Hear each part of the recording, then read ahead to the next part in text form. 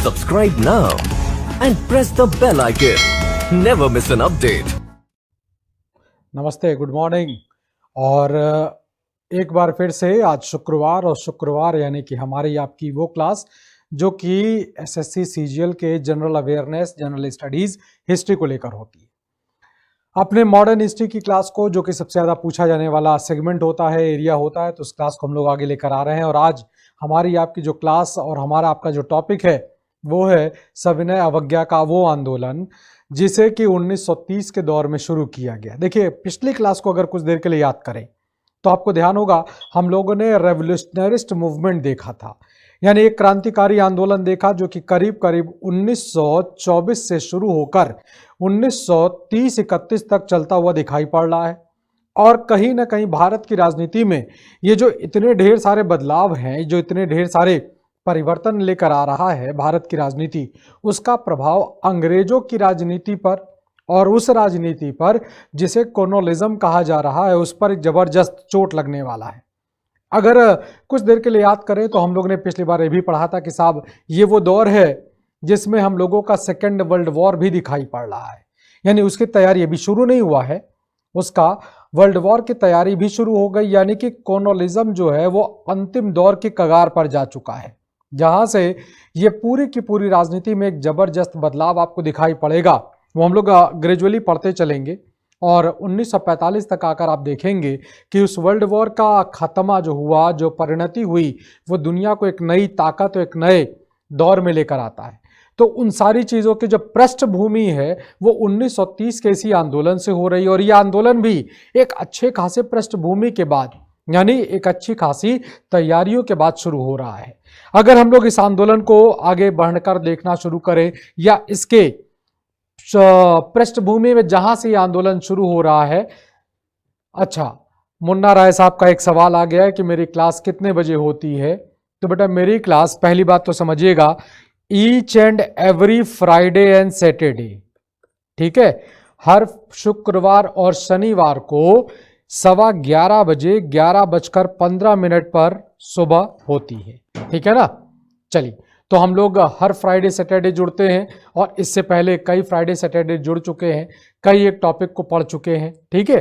तो हम लोग बात कर रहे थे अपने उस बैकग्राउंड को लेकर, अपने उस राजनीतिक दौर के उस पुराने पृष्ठभूमि को जहां से इस आंदोलन को शुरुआत करने का मौका मिलेगा।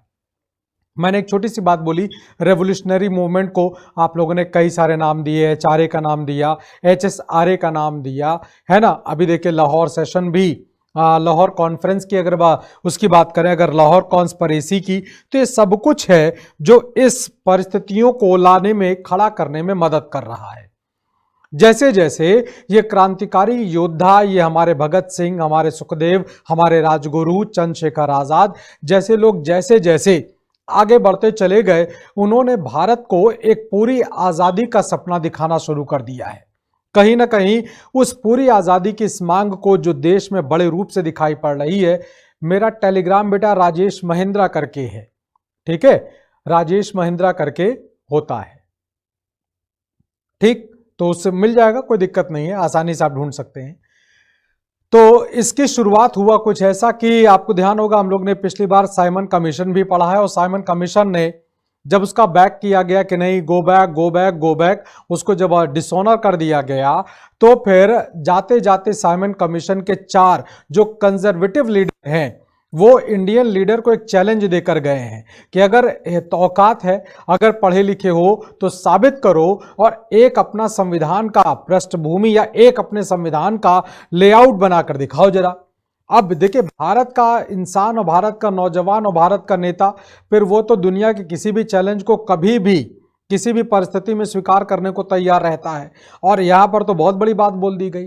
तो अब भारत के जो हमारे पुराने गणमान्य नेता, उन्होंने कहा ठीक, हम अपने देश का संविधान भी बना लेंगे और अपने देश को संविधान के अनुसार चला भी लेंगे, आपके संविधान की जरूरत भी नहीं पड़ेगी और ना आपकी ही जरूरत पड़ेगी। अब उस चैलेंज को एक्सेप्ट करते हुए मोतीलाल नेहरू जी की अध्यक्षता में एक कमीशन बनाया गया जिसे नेहरू कमेटी के नाम पर जाना जाता है। नेहरू कमेटी ने अपनी रिपोर्ट लगाई है, वो अलग बात रही कि नेहरू कमेटी की कई सारी रिपोर्ट सही हैं, उसके कई सारे क्लॉज सही हैं, लेकिन कुछ क्लॉज ऐसे हैं जिसका कांग्रेस के अंदर विरोध हो गया। जैसे दो क्लॉज की अगर बात करें, पहला ये कहता है नेहरू कमेटी का कि हम लोग डोमिनियन स्टेटस यानी औपनिवेशिक स्वराज की मांग रखते हैं। इस बात को लेकर कांग्रेस के अंदर का वो नौजवान तबका जिसे हम लोग जवाहरलाल नेहरू और सुभाष चंद्र बोस और कई बड़े नामों के नाम पर जानते हैं, तो वहां से कहीं ना कहीं इस चीज को काउंटर किया जा रहा है कि अब भारत को डोमिनियन स्टेटस नहीं चाहिए, अब भारत को फुल इंडिपेंडेंस चाहिए। तो कांग्रेस के अंदर नेहरू कमेटी की नेहरू रिपोर्ट को एक लाइन से नकारा गया, एक बात। दूसरी बात, नेहरू कमेटी की रिपोर्ट कहती है कि साहब प्रांतों को भाषा के आधार पर स्वायत्तता मिलना चाहिए। इस पर भी सुभाष चंद्र बोस और जवाहरलाल नेहरू, जो कि मोतीलाल नेहरू जी के ही बेटे हैं, उनका भी काउंटर आता है कि नहीं, भाषा के आधार पर स्वायत्तता और राज्य का निर्माण नहीं कर सकते हैं, क्योंकि ये भारत की जो यूनिटी होगी उसे कहीं ना कहीं डिस्टर्ब कर सकती है। इसीलिए इस दो रिपोर्ट को, यानी इस दो क्लॉज के कारण इस रिपोर्ट को गिरा दिया गया। और अब उस डोमिनियन स्टेटस की जो बात कही गई थी कि अगर 30 दिसंबर 1928 तक, जिसे कि बढ़ाकर फिर 29 कर दिया गया, कि 30 दिसंबर 1929 तक अगर हमें डोमिनियन स्टेटस नहीं मिलेगा तो फिर हम लोग चले जाएंगे फुल इंडिपेंडेंस की ओर। यह बात 30 दिसंबर के लिए थी कि 31 तारीख को हम लोग फिर चेंज करेंगे, लेकिन हमारे नेहरू साहब का यानी जवाहरलाल नेहरू और सुभाष चंद्र बोस ने फिर सीधे सीधे बोल दिया कि नहीं, 30 की जरूरत ही नहीं है, इसे हम लोग 31 दिसंबर करेंगे। तो अब इन लोगों के कहने पर उस मांग को, जिसमें डोमिनियन स्टेटस की बात आ रहा है, वो आपका 31 दिसंबर चला गया है। और 31 दिसंबर जब लाहौर का अधिवेशन की बारी आती 1929, इस बीच असहयोग आंदोलन वापस हो चुका था, पढ़ चुके हैं हम लोग पहले, हमारे गांधी जी को जेल में बंद किया जा चुका है। 1927 तक आते आते ये सभी के सभी लोग फिर से, यानी गांधी जी भी विशेष तौर पर, अब राजनीति में लौट आए हैं और फिर से एक बार अपने राम राज्य की वो परिकल्पना, अपने राम राज्य का वो सपना जो वो देख रहे थे, जिसे वो भारतीयों को देना चाह रहे थे, अब उसे फिर से एक बार वापस प्राप्ति के चक्कर में उन्होंने फिर से खुली राजनीति का जो शुरुआत करता है या करना था वो कर दिया है। 1929 के अधिवेशन के लिए हमारे महात्मा गांधी जी को कांग्रेस का अध्यक्ष चुन लिया गया है, लेकिन यहां पर इस अधिवेशन में गांधी जी ने एक बहुत बड़ा स्टेटमेंट दे दिया। वो ये कि देखिए, किसी भी देश का इतिहास, किसी भी देश का वर्तमान और किसी भी देश का आने वाला भविष्य उसके नौजवानों पर निर्भर होता है। नौजवानों का कंधा इतना मजबूत और इतना काबिल होता है कि वो किसी भी भार को, किसी भी बोझ को उठा सकता है। इसीलिए मैं चाहूंगा कि अब हम सभी सीनियर लोग उस मार्गदर्शक की तरह तो रहें, लेकिन उस मार्ग पर चलने की जिम्मेदारी हम अपने नौजवानों को देते हैं, अपने युवा वर्ग को देते हैं। इसीलिए गांधी जी ने जवाहरलाल नेहरू का नाम ले लिया है, क्योंकि नेहरू साहब और हमारे सुभाष चंद्र बोस दो ऐसे नाम थे जो फुल इंडिपेंडेंस की बात को लेकर, समाजवाद को लेकर बड़े खुलकर कांग्रेस के अंदर अपने सीनियर्स का विरोध कर रहे थे। इसीलिए गांधी जी ने भी यहां पर नौजवानों को मौका दे दिया था और अब कांग्रेस के अध्यक्ष जो बन गए वो हमारे जवाहरलाल नेहरू साहब बन गए हैं। सत्र शुरू होता है। इस सत्र को शुरू किया गया कांग्रेस का ये सेशन जो कि लाहौर में हुआ।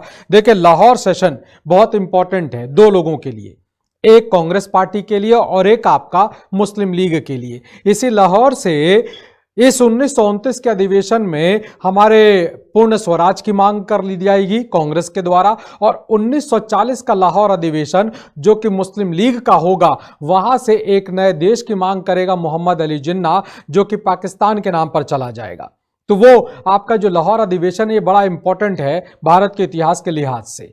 तो लाहौर के इस अधिवेशन की अध्यक्षता जवाहरलाल नेहरू कर रहे हैं। सुभाष चंद्र बोस और जवाहरलाल नेहरू दोनों ने बड़ा खुलकर इस अधिवेशन में पार्टिसिपेट किया, पूरा अरेंजमेंट कर दिया है। और यहां पर अब जवाहरलाल नेहरू जी के द्वारा और सुभाष चंद्र बोस जी का यहां पर भरपूर समर्थन है। दोनों युवा नेता हैं और दोनों भारत का तकदीर और भारत का तस्वीर बदलने का सपना कहीं ना कहीं देखकर चलते चले जा रहे हैं। तो अब यहां से शुरुआत कर दी जाती है और इसी अधिवेशन में जैसे ही 31 दिसंबर की आधी रात का दिन आता है, वो घंटा बजता है। पहले अंग्रेजों के ज़माने में 12 बजे रात को वो तेज से घंटा बजा दिया जाता था। तो जैसे ही घंटा बजा तुरंत ही यहाँ के सत्र पे इकट्ठा हुए लोगों के द्वारा, और लीडरशिप हमारे जवाहरलाल नेहरू साहब का है, लेकिन पूरा का पूरा समर्थन सुभाष चंद्र बोस जी का भी है, उसमें कहीं उनका योगदान कम नहीं है। तो अब दोनों लोगों के द्वारा मिलकर लाहौर में, जो कि रावी नदी के किनारे है, यहां पर वो तिरंगा झंडा जिसमें चरखा लगा करता था, चक्र नहीं चरखा वाला तिरंगा झंडा फहराया गया, जिसे इंडियन नेशनल फ्लैग के तौर पर, भारत के राष्ट्रीय झंडे के तौर पर स्वीकार कर लिया गया। ये करवट है उस आने वाले समय का, जो आने वाले समय में भारत की आजादी का रास्ता पूरा पुख्ता करने वाला है, उसे आगे लेकर जाने वाला है। इसी अधिवेशन में एक और बात की गई, 31 तारीख को तो झंडा स्वीकार कर लिया गया। 2 तारीख को, 2 जनवरी 1930 की बात करें अगर, लिख भी देता हूं मैं, 2 जनवरी 1930 को CWC की मीटिंग होती है, कांग्रेस वर्किंग कमेटी की। लीडर चूंकि हमारे जवाहरलाल नेहरू साहब हैं, तो इसीलिए जवाहरलाल नेहरू और उनके साथी सहयोगी, जिन्हें हम लोग बार बार नाम दे रहे हैं सुभाष चंद्र बोस जी, तो ये दोनों लोग, गांधी जी पहली बार जेल कब गए थे? बेटा गांधी जी बहुत बार जेल गए हैं। पहली बार की बात करेंगे तो पहली बार गांधी जी जेल गए थे 1906 में, जब वो दक्षिण अफ्रीका में हुआ करते थे, ठीक है ना। उसके बाद की अगर बात करेंगे तो गांधी जी जेल में गए थे आपके रॉलेट एक्ट के दौरान, फिर आप बात करेंगे तो असहयोग आंदोलन के दौरान, तो कई बार गए हैं। अब आप कौन सा पहली बार पूछना चाह रहे हैं ये मालूम नहीं। भारत में सब असहयोग आंदोलन को लेकर वो बड़े तौर पर जेल में गए हुए हैं, ठीक है ना। चलिए तो हम लोग आगे बात करते हैं। अब उसे 2 जनवरी 1930 को डिसाइड कर लिया गया, जब नेशनल फ्लैग हम लोग एक्सेप्ट कर चुके हैं तो फिर हम लोग अपने इंडिपेंडेंस डे को भी सेलिब्रेट करेंगे। और उसी 2 जनवरी को डिसीजन लिया गया कि 26 जनवरी, जो कि ठीक 24वें दिन आने वाला दिन होगा, उस दिन हम लोग अपना इंडिपेंडेंस डे मनाएंगे। तो उस दिन इंडिपेंडेंस डे बनाया गया और उस पूरे लाहौर में इस स्वतंत्रता दिवस का पूरा जबरदस्त आयोजन किया गया।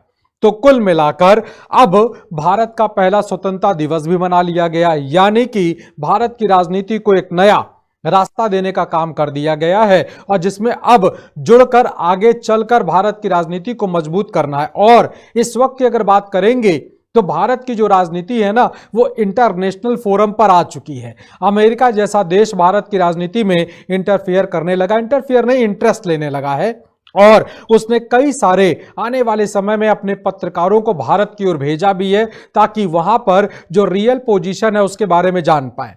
क्योंकि अमेरिका एक बात तो समझ चुका था कि आने वाले समय में दुनिया का जो पूरा इतिहास बदलने वाला है, उसमें अमेरिका सबसे बड़ी ताकत के रूप में दिखाई पड़ने वाला है, जो कि 1945 में हो भी जाएगा, जिसकी जड़ें बोने का काम किया जा रहा है फिलहाल अभी। इस अधिवेशन के बाद अब गांधी जी भी खुलकर राजनीति में आ चुके हैं, और गांधी जी ने अब एक आंदोलन का आह्वान कर दिया है, जिसका नाम है सविनय अवज्ञा आंदोलन, सिविल डिसोबीडियंस मूवमेंट। लेकिन गांधी जी ने एक बात और कहा है, इस आंदोलन को शुरू करने से पहले उस जमाने के जो वायसरॉय हैं, जिन्हें लॉर्ड इरविन के नाम पर जाना जाता है, इनके सामने एक प्रस्ताव भेजा गया है कि अगर अंग्रेजी सरकार भारत में, तो भारत में बेटा आप प्रथम बार जेल अगर बात करेंगे इमरान साहब, तो फिर 1922 का साल याद रखिएगा, मार्च का महीना है जब गांधी जी जेल में जा रहे हैं, और वो भी 6 साल के लिए। ये पूरी कायदे से सजा मुकर्रर की गई है, ठीक है ना। इससे पहले होता नहीं, कभी कभी वो प्रदर्शन, धरना प्रदर्शन के दौरान जेल में गए, वो बात दूसरी होगी, लेकिन भारत में 1922 मार्च के महीने में वो गए हुए हैं जेल में, ठीक है ना। चलिए तो हम लोग बात कर रहे थे अपने इरविन साहब के सामने प्रस्ताव दिया गया। प्रस्ताव यह है कि अगर मेरी 11 मांगों को, गांधी जी के द्वारा 11 सूत्रीय मांगे प्रस्तुत कर दी गई हैं, जिन्हें मान लेती है अगर अंग्रेजी सरकार, तो हम अपने इस आंदोलन को रोक देंगे, क्योंकि हमारी वो मांग इन्हीं मांगों के आधार पर यह आंदोलन चल रहा है। जिनमें कुछ प्रमुख बातें बताई गई हैं वो ऐसे कि जो पुलिस में अतिरिक्त भर्तियों का दौर शुरू होकर दिया गया है, वो रोक लिया जाए, क्योंकि आप अतिरिक्त भर्ती करोगे तो सैलरी दोगे, वो पैसा आप वहां पर देने की जगह पर हमारे आपको, यानी हमारे देश की जनता को कहीं ना कहीं उनके जीवन के अच्छे के लिए खर्चा करें, ज्यादा बेहतर होगा, तो वो बात आती है। फिर साथ ही साथ गांधी जी ने कहा कि जो आप 50% का बजट बढ़ा रहे हैं, इंक्रीज कर रहे हैं आर्मी के लिए, उसको भी बढ़ाने की कतई कोई जरूरत नहीं है। जो पॉलिटिकल प्रिजनर हैं, जो राजनीतिक बंदी हैं, जिनके ऊपर चोरी, हत्या, डकैती नहीं है, वो सभी लोगों को बाहर कर दिया जाए, उनको राजनीतिक कैदी मानते हुए उनको तुरंत तत्काल प्रभाव से रिहा कर दिया जाए। साथ ही साथ जो हमारे कपड़ा उद्योग से जुड़े हुए व्यापारी हैं, उन व्यापारियों पर जो 5% का अतिरिक्त कर लगाया गया, जो अंग्रेजी व्यापारियों पर नहीं लगाया है, उस 5% के कर को या तो खत्म करें या तो फिर आप अंग्रेजी व्यापारियों पर लगा दें। क्योंकि अगर वो सिर्फ भारतीय व्यापारियों पर लगेगा तो जो एक कंपिटिटिव मार्केट होती है, जो एक पूरी तरह से प्रतियोगी बाजार होगी, उसमें आप कहीं हम हार जाएंगे, क्योंकि हमारी चीजें महंगी पड़ने वाली हैं। इसलिए हमारी ये मांग है कि आप इस चीज को खत्म कर दें। जो किसानों पर आप लगान की दर बढ़ाते चले जा रहे हैं, जो किसान पर आप लगान की दर बढ़ाते चले जा रहे हैं, उस कर को कम करें, कर लें। हम लगान को मना नहीं कर रहे हैं, लेकिन इतना लगान लें कि हमारे किसान को भी अच्छा जीवन जीने का एक कम से कम मौका तो मिलना चाहिए। लगातार आप उसके टैक्स बढ़ाए पड़े हैं, जिसकी वजह से किसान की जिंदगी कहीं ना कहीं बड़ी मुश्किल बनती चली जा रही है। साथ ही साथ उन्होंने कहा, साहब जो शराब और जैसी जो नशीले चीज, तंबाकू वगैरह जो आप लाते हैं, जो हमारे देश के नौजवानों को आप बेच रहे हैं, जिसकी वजह से हमारी अर्थव्यवस्था और हमारे देश के नौजवानों का स्वास्थ्य खराब हो रहा है, इसे तत्काल प्रभाव से रोक दिया जाए। साथ ही साथ उन्होंने कहा कि नमक जैसी मामूली चीज पर जो कर लगाया जा रहा है, इस कर को तत्काल प्रभाव से खत्म कर दें, क्योंकि नमक एक ऐसी चीज है जो आपके खाने के स्वाद को घटाता और बढ़ाता है। अगर नमक पर इस प्रकार से कर लगाएंगे तो व्यक्ति खाना नहीं खा पाएगा और वो कहीं ना कहीं कमजोर होता चला जाएगा। तो फिर आप हमारे देश के, हमारे साथियों के, हमारे प्रजा के स्वास्थ्य का भी ध्यान रखें। इसलिए इस कर को, यानी कि नमक के कर को खत्म कर दिया जाए। जब ये सारी बातें कही गई, ये सारे प्रस्ताव लाए गए, तो अंग्रेजी सरकार के जो मुलाजिम है, जिन्हें हम लोग लॉर्ड इरविन के नाम पर जानते हैं, उनके द्वारा नहीं, अंग्रेजी सरकार ने मना कर दिया। तो लॉर्ड इरविन ने भी इन बातों को मना कर दिया कि हम आपकी किसी भी बात को मानने को तैयार नहीं है। जब ये बात कही गई तो गांधी जी ने कहा, ठीक है, फिर हम अपना आंदोलन शुरू कर सकते हैं। अब अंग्रेजी सरकार हमें यह नहीं कह सकती है कि हम लोग अंग्रेजी सरकार के ऊपर जबरदस्ती एक दबाव बना रहे हैं। हमने तो मौका दिया आपको, आप उस मौके को नहीं भुना पा रहे हो, तो आपकी गलती है, हमारी कोई गलती नहीं है। अब यह आंदोलन शुरू कैसे होगा? तो गांधी जी ने सबसे मामूली मुद्दा चुना है, जो कि नमक है, जो कि देश के हर एक नागरिक का, वो चाहे गरीब हो, चाहे वो मध्यम वर्ग से आता हो, चाहे वो राजा महाराजा ही क्यों ना हो, तो कहीं ना कहीं नमक जो एक मामूली सा मुद्दा है, उसके आधार पर इस आंदोलन की शुरुआत करने की बात कही। अब यहां पर ध्यान रखिएगा, कोई भी एग्जाम दें आप, चाहे एनटीपीसी का दें, चाहे यूपीएससी का दें, चाहे सिविल सर्विसेज का दें, कोई भी आप एग्जाम देंगे तो वहां पर सवाल पूछा जाता है कि सविनय अवज्ञा आंदोलन की शुरुआत किस सत्याग्रह के साथ हुई थी? तो ध्यान रखिएगा, वो नमक सत्याग्रह के साथ हुआ था। ठीक है ना, इस बात को ध्यान रखिएगा। अब नमक सत्याग्रह के लिए गांधी जी ने एक पूरा प्रस्ताव बना लिया है। नमक सत्याग्रह को चलाने के लिए गांधी जी ने जगह का भी चुनाव कर लिया है। यह पूरा एक यात्रा के तौर पर होगा और यात्रा शुरू होगी साबरमती आश्रम से और खत्म होगी वर्तमान गुजरात के नवसारी जिले का एक जगह पड़ता है जिसे दांडी कहा जाता है। तो ये पूरी एक लंबी चौड़ी यात्रा जो लगभग 385 किलोमीटर के आसपास होता है, तो वहां तक चलेगा। तो अब गांधी जी दांडी यात्रा की शुरुआत करने जा रहे हैं, एक ऐसी यात्रा जिसमें वो देश के लोगों को, विशेषकर जो कोस्टल एरिया के लोग हैं, उन्हें कहीं ना कहीं जगाने और उनके साथ साथ जो सेंट्रल इंडिया है उनके लोगों को जगाने का काम कर रहे हैं। तो अब इस यात्रा की शुरुआत हो रही है। इस यात्रा में गांधी जी के द्वारा, यानी दांडी यात्रा में, जो कि 12 मार्च 1930 को शुरू हुआ है, इस यात्रा में गांधी जी ने जिनका चुनाव किया है वो लोगों की संख्या है 78। यानी सवाल पूछा जाएगा आपसे कि हम बिल्कुल सीधा सीधा सवाल पूछ रहे हैं आपसे और आप लोग जल्दी से आंसर भी कर दीजिएगा कि दांडी यात्रा में कुल कितने लोग शामिल थे? There was total number of person who participate Dandi मार्च। तो दांडी यात्रा में कितने लोग शामिल थे? बिल्कुल सीधा सवाल है और जल्दी से आंसर कर दीजिएगा। तो अब गांधी जी साबरमती आश्रम से 385 किलोमीटर, देखिए थोड़ा सा ये लगभग वाला है, एकदम एक्यूरेट नहीं है, ठीक है। तो 385 किलोमीटर कहीं कहीं लिखा रहेगा, कुछ जगहों पर आपको लिखा मिलेगा। अच्छा, अब देखिए आंसर भी आ रहा है। विकास कुमार जी ने, अर्जुन साहब ने दिया, दिलीप जी ने, विकास जी ने, आरिष्का, सुशील, मनु, रमेश, कई लोगों ने आंसर कर दिया है, ठीक है। देखिए अब इसमें हम लोगों को आंसर मिल रहे हैं दो। कुछ लोगों ने आंसर दिया है 78 और कुछ लोगों ने आंसर किया है 79। अब देखिए यहां पर ध्यान रखिएगा, मेरा सवाल मैं फिर से दोहरा देता हूं कि दांडी यात्रा में कुल कितने लोग शामिल थे, ठीक। तो जितने लोगों ने 79 का आंसर किया है वो लोग सही हैं, यानी 79 लोग शामिल हैं, क्योंकि मैंने गांधी जी को भी जोड़ा है, ठीक है ना। और जिन्होंने ये 78 लोगों का फिगर देखकर आंसर किया है 78, उनका आंसर गलत है, क्योंकि ये गांधी जी के साथ हैं। गांधी जी ने अपने चुने हुए 78 सदस्यों के साथ, देखिए लिखा भी हुआ है, there were 78 member with Gandhi ji, है ना। तो अब गांधी जी को भी तो जोड़िए, उनको क्यों अकेले छोड़ दे रहे हैं, है ना। तो उनको भी जोड़ दीजिएगा तो ये 79 हो जाएगा। तो सवाल की भाषा समझिएगा बेटा, हम पहले से भी, पिछले क्लास से भी आपको बताते चले आ रहे हैं कि जैसे जैसे आगे बढ़ता चल रहा है प्रतियोगी ये दौर, वैसे वैसे आप देखोगे कि भाषाओं का एक जबरदस्त खेल चल रहा है ना। आप किसी भी, आप इंग्लिश का पेपर लो, अभी जैसे मैम ने पढ़ाया आपको इंग्लिश के बारे में बहुत कुछ, तो इंग्लिश का पेपर लीजिए, उसमें भी लैंग्वेज का बड़ा जबरदस्त खेल चलता है।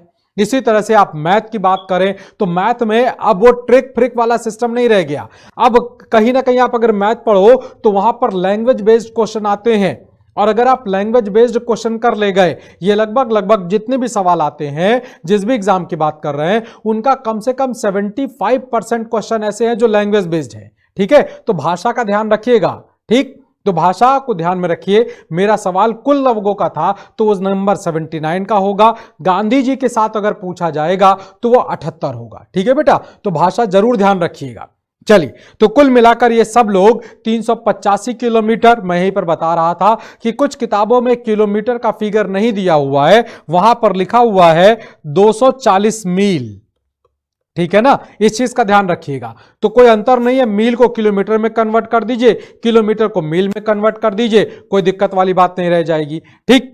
अब ये यात्रा शुरू हो गई है। अभी देखिए पूरी यात्रा के दौरान गांधी जी कहीं पर गिरफ्तार नहीं किए जाएंगे, ठीक है। जब बाद में गिरफ्तार किए जाएंगे तो उसके बारे में भी हम बता देंगे, ठीक। अब यात्रा शुरू हो चुकी है और इस पूरी यात्रा का जो इंतजामात करना है, वो पूरे के पूरे इंतजाम की जिम्मेदारी दी गई है सरदार वल्लभ भाई पटेल को। सरदार वल्लभ भाई पटेल अभी 2 साल पहले ही सरदार की उपाधि से नवाजे गए थे। बारदोली सत्याग्रह के दौरान उनको सरदार की उपाधि दी गई थी। तो अब हमारे सरदार वल्लभ भाई पटेल आगे इंतजाम के साथ गांधी जी और उनके साथ में लोग आएंगे। इस दांडी यात्रा में जो 78 लोग शामिल हैं, इनमें सबसे कम उम्र का जो बच्चा है उसकी उम्र 16 साल है, यानी कि एक नौजवान के डोर पर कदम रखने वाला शख्स शुरू हो रहा है। तो 16 साल से लेकर 61 साल के उम्र दराज लोग शामिल हैं। इस 16 साल से लेकर 61 साल के बीच लोग शामिल हैं। सबसे उम्र दराज जो व्यक्ति है वो खुद गांधी जी 61 ईयर्स के हैं, और 16 साल का एक नौजवान बच्चा है जो कि गांधी जी के आश्रम, साबरमती आश्रम में रहता है, मैं उस वक्त नाम भूल गया हूं। तो वो सब लोग मिलकर इस यात्रा में शामिल हो गए हैं। महिलाओं की अगर बात करें तो ऑफिशियली जो महिला इसमें शामिल है वो है सरोजनी नायडू, और कोई नहीं, एकमात्र महिला ऑफिशियली शामिल है जिन्हें हम लोग सरोजनी नायडू के नाम पर जानते हैं, और कोई नहीं शामिल है। अब यात्रा शुरू हो गई है और इस यात्रा का अंतिम स्टेशन होगा दांडी, और साबरमती और दांडी के बीच अभी हम लोग बात कर रहे थे तो गांधी जी पहुंच चुके हैं। लेकिन जिस दिन नमक कानून तोड़ा जाएगा उसकी डेट पहले से डिक्लेयर की जा चुकी है, और वो डेट है 6 अप्रैल की। इस बीच दांडी वाले इलाके के जो किसान हैं उन्होंने क्यारियां बना ली है। उन क्यारियों में ढेर सारा समुद्र का पानी, ये जो दांडी नाम का इलाका है ना, ये कच्छ का जो खाड़ी जिसे गल्फ ऑफ कच्छ कहा जाता है उसका अरब सागर का हिस्सा है, तो पानी खारा है, उसे इकट्ठा कर लिया गया है। और गर्मी आप देख रहे हो, अप्रैल और मार्च का महीना गर्मी बहुत तेज होती है, 42-44 डिग्री का टेम्परेचर होता है, साथ ही साथ तेज गर्म हवाएं चलती हैं जिसे लू के नाम पर जाना जाता है। तो अब धीरे धीरे करके पानी भाप बनकर उड़ चुका है, और उनकी जगह पर, यानी पानी की जगह पर अब एक सफेद रंग का पदार्थ बचा हुआ है जिसे नमक के नाम पर जानते हैं। तो अब गांधी जी पहले से चूंकि 6 अप्रैल का डेट डिक्लेयर कर चुके थे, एक छोटा सा सवाल अगर आप लोग अटेंड कर सकते हैं तो कोशिश करिएगा कि गांधी जी ने 6 अप्रैल का दिन क्यों चुना है। गांधी जी ने 6 अप्रैल 1930 का ही दिन क्यों चुना है इस आंदोलन को, यानी नमक कानून तोड़ने के लिए। अगर आप लोग थोड़ा बहुत याद रखते होंगे तो आपने आंसर करने का मादा भी होगा और आप आंसर कर देंगे। तो 6 अप्रैल क्यों चुना गया है, इसको किस लिए चुना गया, ये जल्दी से हमको आंसर कर दीजिएगा। बाकी मैं आपको बता रहा हूं, और अगर नहीं कर पाएंगे तो परेशान मत होइएगा, मैं आपको आंसर करूंगा। संतोष जी, जो आपने एक फिगर दिया है सर 78, उसके आगे ब्रैकेट में जो 77 + 1 का रखा है ना, वो बेटा गलत है संतोष। उसे 78 + 1 करके = 79 कर देना, ठीक है। 78 + 1 = 79, ठीक है, वो आपका सही आंसर होगा। ठीक, तो अब हमको जल्दी से आंसर कर दीजिएगा कि 6 अप्रैल का दिन क्यों चुना गया। नहीं बता पाएंगे कोई दिक्कत नहीं है, मैं बताऊंगा। कोशिश करना आपका और हमारा कर्तव्य है, फर्ज है, तो उसको हम लोग पूरा करेंगे, ठीक है ना। चलिए साहब, तो अब हमारे गांधी जी पहुंच चुके हैं और वो क्यारियों के किनारे, सुबह सुबह की बात, गर्मी का महीना है इसलिए इस बात को ध्यान में रखा गया। और खुदीराम बोस, बेटा खुदीराम बोस सबसे कम उम्र के वो क्रांतिकारी युवा नेता हैं जिनको फांसी की सजा दी गई थी, ठीक है, बिल्कुल सही बात है। जो बम का, मुजफ्फरनगर का बम कांड हुआ था, उस मुजफ्फरपुर का बम कांड हुआ था, उसके तहत उनको फांसी की सजा दी गई। तो सबसे कम उम्र के क्रांतिकारी को जो फांसी की सजा दी गई है वो आपके खुदीराम बोस हैं। सतीश खरे जी का सवाल था, या सतीश खरे जी याद दिला रहे थे, ठीक है।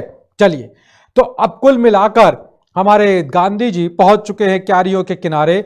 चुटकी, अगर आप किताबें पढ़ेंगे तो वहां पर लिखा हुआ है हाथ में मुट्ठी में भरकर, तो ध्यान रखिएगा मुट्ठी में नहीं, चुटकी में उन्होंने नमक उठाया है। और चुटकी में नमक उठाकर उन्होंने बताया कि ये जो प्राकृतिक रूप से समुद्र के पानी से अलग करके मिलने वाला ये जो पदार्थ है, जिसे हम लोग नमक के नाम पर और दुनिया के अलग अलग हिस्सों में अलग अलग नामों से इसे जाना जाता है, ये भगवान के द्वारा, ये ईश्वर के द्वारा प्रदत्त है, ये भगवान ने हमको दिया है। This is the gift bye God, यानी भगवान के द्वारा दिया गया, इसलिए हम लोग नमक पर आज के बाद कोई भी कर नहीं देंगे। कुछ किताबों में लिखा हुआ है कि साहब केतली है, केतली में ना समुद्र के पानी को लिया, उस बाद आज से हम किसी प्रकार का कोई कर इस पर नहीं देंगे, इस बात का ऐलान कर दिया गया। और जितने भी भारत के कोस्टल एरिया है, चाहे वो साउथ ईस्ट हो, चाहे वो साउथ वेस्ट का इलाका हो, सब जगहों पर इस प्रकार के प्रोग्राम शुरू हो गए नमक का बनाने का काम। जो किसान, जो लोग आए थे वहां पर, उन्होंने पोटली में थोड़ा थोड़ा नमक लेकर, ये जो सिंबल था, अब जो पहली राजनीतिक हड़ताल गांधी जी की हुई थी, जिसमें वो खुलकर एक मास मूवमेंट को लीड करने जा रहे थे, तो कहीं ना कहीं उस बात को ध्यान में रखते हुए 6 अप्रैल का वो हड़ताल सफल नहीं हो पाया था, इसलिए गांधी जी ने तय किया था कि 6 अप्रैल 1930 को इस इवेंट को सफल बनाएंगे, ठीक है। तो ये बात आती है। अब बिल्कुल सही बोला है, अब्बास तैयब जी लीड करेंगे, बिल्कुल सही बात है।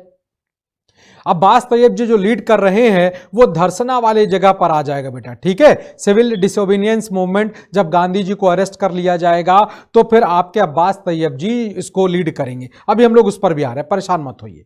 अब हमारे गांधी जी नमक की बात कर चुके हैं, कोई कर नहीं देंगे, और ये सारी बातें एक विदेशी पत्रकार जो अमेरिका से आया हुआ है, जिसे हम लोग लुइस फिशर के नाम पर जानते हैं। इस सवाल को ध्यान रखिएगा, सिविल में पूछा जा चुका सवाल है कि किस एक विदेशी पत्रकार ने दांडी यात्रा का पूरा कवरेज किया था, तो ध्यान रखिएगा लुइस फिशर है, जिन्होंने बहुत बढ़िया बात कही कि मैंने दुनिया के 250 से 300 बड़े बड़े नेताओं का इंटरव्यू लिया है, लेकिन जो करिश्माई व्यक्तित्व है गांधी जी के अंदर, वो करिश्माई व्यक्तित्व मैंने किसी में नहीं देखा है। ये एक अजीबो गरीब प्रकार का व्यक्तित्व है। मैंने बड़े बड़े नेताओं को देखा, जब वो ऐसे किसी बड़े इवेंट में जाते हैं तो वो अपने कपड़े को नया ढंग से बनवाते हैं, सिलवाते हैं। यहां पर मैं एक ऐसा आदमी देखता हूं जिसके शरीर पर नाम मात्र के कपड़े हैं, और सुनता हूं, ऐसा पता चलता है कि वो कपड़े गांधी जी ने खुद अपने हाथ से बनाए हुए हैं। तो इसलिए मेरा जो गांधी जी के प्रति सम्मान है वो और बढ़ जाता है। और ये अपने आप में करिश्माई नेतृत्व है जो मैंने अभी तक देखा हुआ है। ये लुईस फिशर साहब का स्टेटमेंट है जो उन्होंने अपने इस यात्रा के दौरान दिया हुआ है। खैर, दांडी यात्रा पूरी हो गई, फिर अभी आप ही लोग ने बताया गांधी जी गिरफ्तार कर लिए गए, तो अब्बास तैयब जी के पास नेतृत्व दे दिया गया। अब इस कानून को लेकर विरोध में जगह जगह अब समस्या यह आ रही थी कि कानून तो वहां बनेगा जहां पर समुद्र हो, जहां पर नमक वहां पर बन पाए, जहां समुद्र हो, जहां समुद्र नहीं है, जो लैंड लॉक्ड एरिया, वहां पर क्या करें? तो जो हम लोगों का सेंट्रल इंडिया और नॉर्थ वेस्ट प्रोविंस का एरिया है वहां पर चौकीदारी टैक्स मना कर दिया गया है।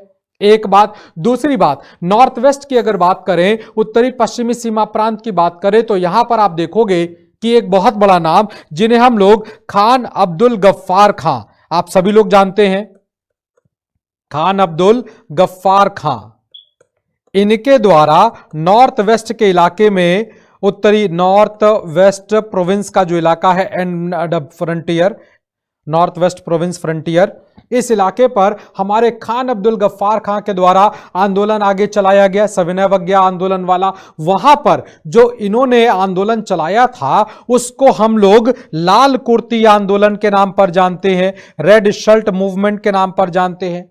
लाल कुर्ती इसलिए क्योंकि हमारे खान अब्दुल गफ्फार खान ने एक संस्था बनाई थी। अच्छा चलिए, मैं नहीं बताऊंगा, खान अब्दुल गफ्फार खां का जो ग्रुप था उसका नाम आप लोग बताइएगा, ठीक है? खान अब्दुल गफ्फार खां, जिन्हें सीमांत गांधी, फ्रंटियर गांधी भी कहा जाता है, उनका कौन सा दल था जिसका नेतृत्व करते हुए उन्होंने लाल कुर्ती आंदोलन चला? बेटा पीडीएफ मिल जाएगा, पीडीएफ हर बार का लगा हुआ है। आप लोग पीडीएफ वाले जब जाते होंगे ना क्लास में, तो देखिए 3rd नंबर का जो कॉलम बनता है वो पीडीएफ का बनता है, वहां पर बेटा पीडीएफ लगी रहती है, हर बार की लगती है। आफ्टर क्लास मैं पीडीएफ खुद लगवा देता हूं, ठीक है? तो पीडीएफ है बेटा आपके पास, ठीक है? चलिए, तो लाल कुर्ती आंदोलन जो है चलाने वाले खान अब्दुल गफ्फार खां की संस्था का नाम बताइए। देखिए अब लोगों ने आंसर देना शुरू कर दिया है और शाबाशी की भागीदार हैं या शाबाशी के। अब बेटा गदर पार्टी, रंजीता, गदर दल कहां बेटा? ये गदर पे कहां चले गए तुम लोग? गदर तो 1911-12 की बात हो गई है, हम लोग तो उन से बहुत आगे चले आए हैं। खान अब्दुल गफ्फार खां के ग्रुप का नाम बताइए। और अभी तक जितने आंसर आए हैं उसमें कुछ लोगों ने सही आंसर दिया है, कुछ लोगों ने सही आंसर दिया है। गांधी जी के राजनीतिक गुरु गोपाल कृष्ण गोखले, ठीक, देखिए अब हाँ बिल्कुल सही, कुछ लोग सही, प्रकाश जी हैं, इससे पहले राजपाल जी थे, उन्होंने भी सही आंसर दिया है, ठीक है? कई लोगों ने सही आंसर दिया है, तो उस दल का नाम बिल्कुल सही दिया। अब देखिए सब लोग आंसर सही दे रहे हो, बहुत बढ़िया, शाबाश। उस दल का नाम हुआ करता था खुदाई खिदमतगार, खुदाई खिदमतगार, ठीक है ना? इसे हम लोग इंग्लिश में कहते हैं सर्वेंट्स ऑफ गॉड। तो इस पूरे दल का जो यूनिफॉर्म हुआ करता था वो लाल रंग का कुर्ता हुआ करता था, पठानी सूट जिसे कहा जाता है, इसीलिए इस आंदोलन को रेड शर्ट मूवमेंट कहा जाता है। अब नमक को लेकर आंदोलन शुरू हो चुका है और उसी को आगे बढ़ाते हुए जहां पर बंबई में एक जगह पड़ती है, बॉम्बे प्रेसिडेंसी में, जिसको धरसना के नाम पर जाना जाता है, बेसिकली ये नमक का स्टोर था। कारखाना से मतलब यहां पर स्टोर है। तो अब ये नमक का एक स्टोर है जहां पर नमक इकट्ठा करके रखा गया है और इसीलिए अब अगला जो भी कदम उठाया जा रहा है वो धरसना को लेकर उठाया जा रहा है कि वहां पर चलकर हम लोग कमरों में बंद, बड़े से फैक्ट्री में बंद अपने नमक को लेकर अपने जनता के बीच बांटा जाएगा। तो कहीं ना कहीं बेटा उन सुशील इन सब चक्करों में ना पड़ो कि प्रज्ञा ठाकुर क्या कहती हैं, कौन क्या कहता है, उन सब चक्करों में ना पड़ो, जाने दो। देखो किसी के अपने कुछ राजनीतिक स्वार्थ हैं, राजनीतिक लाभ हैं, वो उसका उठाना चाहता है। अभी आप लोगों को अपना भविष्य तैयार करना है, आप अपने भविष्य को ध्यान दें। प्रज्ञा ठाकुर क्या कहती हैं, कौन क्या कहता है, इससे हम लोगों को कोई मतलब नहीं है, ठीक है ना? आपको और हमको तो मतलब है कि आप क्या कहते हैं मेरे लिए और मैं क्या कहता हूं आपको, बस वो इंपॉर्टेंट है ना? अपने टॉपिक से इससे ज्यादा कोई जरूरत भी नहीं है, ठीक है बेटा? चलिए, तो अब नमक का एक कारखाना जहां पर अब विरोध करना है, और ध्यान रखिएगा सविनय अवज्ञा आंदोलन के दौरान ये इकलौता ऐसा आंदोलन है जो पूरी तरह से अहिंसक आंदोलन है, यानी यहां पर हिंसा का कोई काम भारतीयों की ओर से नहीं हुआ है। और इस जगह पर जो नेतृत्व दिया है वो नेतृत्व देने वाले लोगों में नाम आता है सरोजनी नायडू का, इमाम साहब का, मणिलाल का, तो अब्बास तैयब जी का, मौलाना अबुल कलाम आजाद का। तो ये सब लोग हैं जो अब धरसना पर पब्लिक के साथ इकट्ठा हो चुके हैं। कोई भी पब्लिक अपनी ओर से अंग्रेजी सरकार, अब चूंकि जब लोग इकट्ठा होंगे तो सिक्योरिटी के लिए वहां लोगों को बुलाया जाएगा, तो जो पुलिस के कर्मचारी आएंगे उनके ऊपर किसी भी तरह का कोई भी आप हाथापाई या मारपीट नहीं करेंगे। तो पूरा अहिंसक आंदोलन है। ध्यान रखिएगा, सविनय अवज्ञा आंदोलन का एकमात्र घटना जो कि पूरी तरह से अहिंसक रहा है वो धरसना आंदोलन रहा है, ठीक, जिसकी डेट आपके सामने लिखी हुई है, जिसे आप आसानी से पढ़ सकते हैं। ठीक है बेटा, तो कुल मिलाकर यह आंदोलन चलना शुरू हो चुका है। अब टोलियां बन गई हैं, टोलियां बन करके अब लोग आगे की ओर बढ़ रहे हैं और अब उन पर पुलिस के द्वारा लाठी डंडों से प्रहार भी किया जा रहा है, लेकिन कोई पलटकर जवाब नहीं दे रहा कि गला पकड़ के दो चार तमाचा मार दें या लाठी से वापस आक्रमण कर दें। नहीं, घायल लोगों को हटाया जा रहा है। कई सारे स्वयंसेवक पहुंचे हुए हैं जो तुरंत अपने घायल साथियों का इलाज कर रहे हैं, दवा पट्टी वगैरह कर रहे हैं। तो पूरी तरह से इसमें एक नाम का ध्यान रखिएगा, एक नाम इसमें है मणिलाल का। मणिलाल कौन है, कोई बता पाएगा आप में से? बताइएगा, हु वॉज मणिलाल? मणिलाल के बारे में जल्दी से बताइएगा, मणिलाल कौन है, फिर मैं बताऊंगा। इस नाम को अलग करने के पीछे कारण है, वो भी अभी कुछ देर बाद आपको बताते हैं। ठीक, अब जो ये घटना घट रही है ना, एक और अमेरिकी पत्रकार आ चुका है जो कि धरसना को कवर करने के लिए आया हुआ है, जिसका नाम है वेब मिलर। तो ध्यान रखिएगा कि आपके दांडी यात्रा को जिस एक अमेरिकी पत्रकार ने कवर किया है वो लुइस फिशर है, जो आपके धरसना मूवमेंट को कवर कर रहा है वो आपका वेब मिलर है। वेब मिलर जब देखता है कि यहां पर लोग कोई के साथ अत्याचार चल रहा है, पुलिस बिल्कुल लाठियां बरसा रही है, लोगों को घायल कर रही है, ये सब कुछ किया जा रहा है, तो वेब मिलर कुछ देर तक तो वहां पर रुके, फोटो वगैरह लिया, फिर उसके बाद उन्होंने अपने ड्राइवर को गाड़ी ले चलने को कहा और आगे चलकर उन्होंने कहा कि वो अंग्रेज जो ये कहते हैं, जिनको कहने में जरा भी शर्म नहीं आती है कि वो दुनिया को सभ्यता का और संस्कृति का दीपक जलाकर दिखाते हैं, सूरज जलाते हैं, जो अपने आप को दुनिया का सबसे कल्चरल पर्सन बताते हैं, सबसे ज्यादा सभ्य इंसान बताते हैं, वो वास्तव में कितने असभ्य हैं उसका प्रमाण दिया है अंग्रेजों ने। आज अंग्रेजी सरकार कितनी क्रूएलिटी पर आ सकती है, वो कितना नीचे गिर सकती है, वो प्रमाणित कर दिया है। मैं वहां पर धरसना पर कुछ देर रुककर उस पूरे घटना को कवर कर रहा था, लेकिन धीरे धीरे करके मेरे शरीर और मेरे पैर इतने कमजोर पड़ने लगे, वो इतनी तेजी से कपकपाने लगे कि मैं वहां पर अपने आप को खड़ा नहीं रख पाया, अपने आप को खड़ा होता हुआ नहीं देख पाया, और इसलिए मैंने उस पूरे इवेंट को कवर नहीं किया। क्योंकि जो बहादुरी से सामना किया था उन नौजवान भारतीयों ने, उस बहादुरी की जितनी प्रशंसा की जाए वो प्रशंसा बहुत कम है। तो वेब मिलर ने भी कहीं ना कहीं भारत की राजनीति को और इंग्लैंड को कहीं ना कहीं कमजोर दिखा दिया। देखिए, ये वो पहलू है, मैंने आपसे शुरुआत में कहा था ना, ये वर्ल्ड पॉलिटिक्स में बहुत जबरदस्त चेंजेस होने की शुरुआत हो रही है, उसका परिणाम दिखाई पड़ रहा है। ये आज की क्लास थी। अगली मुलाकात हमारी आपकी जब होगी तो हम लोग आपके राउंड टेबल क्लास को लेकर चलेंगे, यानी राउंड टेबल जो भी चर्चा होगा उसकी बात करेंगे। ठीक है, आज की क्लास अगर अच्छी लगी हो तो उसे लाइक जरूर करें, और सबसे इंपॉर्टेंट चीज कि आप लोगों ने अपने प्यार और मोहब्बत और अपने आस्था को, जैसा कि आप लोग कई बार मुझे कह चुके हैं कि आप बहुत अच्छे हैं, you are very good teacher, ऐसी बातें कहते हैं, तो उस कंडीशन में जो आप लोगों ने हम लोगों को एक बहुत बड़ा नंबर दे दिया, 4 मिलियन सब्सक्राइब का जो हम लोगों को तोहफा दिया, अब इसे जल्दी से और बढ़ा दीजिए ताकि हम लोग और ताकतवर। अच्छा, यस प्रकाश, बहुत बढ़िया, मणिलाल जी छूट गए हैं, बहुत अच्छा याद दिला दिया। ठीक, मणिलाल महात्मा गांधी के बेटे हैं, जिन्होंने भी अब राजनीति में उतरने का काम कर लिया था, लेकिन धीरे धीरे करके वो अपने पिता का जो एक समर्थन नहीं मिल पाया, उस वजह से वो राजनीति से लौट गए हैं। ठीक, तो मणिलाल जो है वो गांधी जी के बेटे हैं, इस बात को ध्यान रखिएगा। और पूछा भी जाता है सवाल, ये पूछा गया था, इसीलिए मैंने मणिलाल जी का नाम गोले में डाल दिया था। कि गांधी जी का कौन सा बेटा भारत की राजनीति में एक आंदोलन में शामिल हुए थे, तो ध्यान रखिएगा वो आपके मणिलाल हुआ करते थे। तो सब्सक्राइब का जो ये रिंग है इसे जरूर बजाएं और अपने आप को और हमको, दोनों लोगों को और अपने इस इंस्टीट्यूशन को ताकतवर बनाएं। बहुत बहुत धन्यवाद। नमस्कार। Love you all. Subscribe now and press the bell icon. Never miss an update.